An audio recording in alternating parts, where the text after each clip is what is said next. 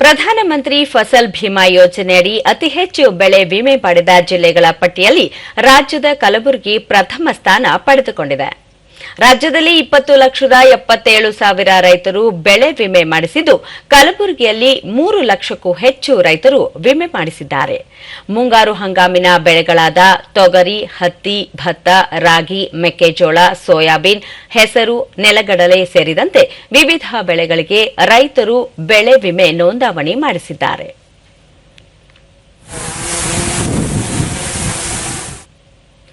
ದೂರದರ್ಶನದೊಂದಿಗೆ ಫಲಾನುಭವಿ ಬಾಬು ಪವಾರ ಬೆಳೆ ವಿಮೆ ಯೋಜನೆಯ ಫಲವಾಗಿ ಬಿತ್ತನೆಯಿಂದ ಕಟಾವಿನವರೆಗೂ ವಿಮೆ ದೊರೆಯಲಿದೆ ಎಂದು ತಿಳಿಸಿದರು.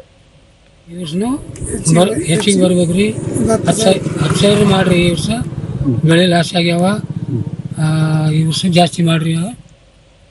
ಜಂಟಿ ಕೃಷಿ ನಿರ್ದೇಶಕ ಸಮದ್ ಪಟೇಲ್ ಹಳ್ಳಿಗೂ ತೆರಳಿ ಯೋಜನೆಯ ಬಗ್ಗೆ ಅರಿವು ಮೂಡಿಸಲಾಗಿದೆ. ಇದರಿಂದ 3,01,000 ರೈತರು 3,61,590 ಹೆಕ್ಟೇರ್ ಭೂಮಿ ಫಸಲ್ ಬಿಮಾ ಯೋಜನೆಯ ವ್ಯಾಪ್ತಿಗೆ ಒಳಪಟ್ಟಿದೆ ಎಂದು ಮಾಹಿತಿ ನೀಡಿದರು.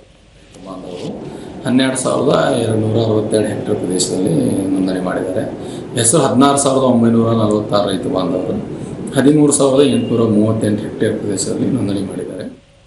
ಸಹಾಯಕ ಕೃಷಿ ನಿರ್ದೇಶಕ ಚಂದ್ರಕಾಂತ ಜೀವಣಗಿ ಕಳೆದ ಬಾರಿಗಿಂತ ಈ ಬಾರಿ ಹೆಚ್ಚು ರೈತರು ಬೆಳೆ ವಿಮೆ ಮಾಡಿಸಿದ್ದು, ಜಿಲ್ಲೆಯಲ್ಲಿ 31,000 ಕೃಷಿಕರು ಬೆಳೆ ವಿಮೆ ಮಾಡಿಸಿದ್ದಾರೆ ಎಂದರು.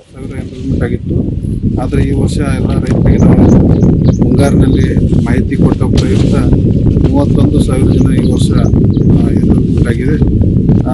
ಅದಲ್ಲದೆ ಈ ರೈತರು ಈಗೇನು ಬಿತ್ತನೆ ಆದ ನಂತರ ಏನು ಆಗಸ್ಟ್ ತಿಂಗಳಲ್ಲಿ ಅತ್ಯಧಿಕ ಮಳೆಯನ್ನು ಆಗ್ತದೆ ಮತ್ತು ಭೀಮಾದಿಂದ ಏನು ಪ್ರವಾಹ ಬಂದಿದೆ, ಈ ಎರಡೂ ಸಂದರ್ಭದಲ್ಲಿ ರೈತರಿಂದ ತಮ್ಮ ಜಮೀನಲ್ಲಿ ಬೆಳೆ ಹಾಳಾದ ಪಕ್ಷದಲ್ಲಿ ನಮ್ಮ ರೈತ ಸಂಪರ್ಕ ಕೇಂದ್ರ ಮತ್ತು ಸಹಾಯಕ ಕೃಷಿ ನಿರ್ದೇಶಕ ಕಚೇರಿಗೆ ಹೋಗಿ ತಮ್ಮ ದೂರನ್ನು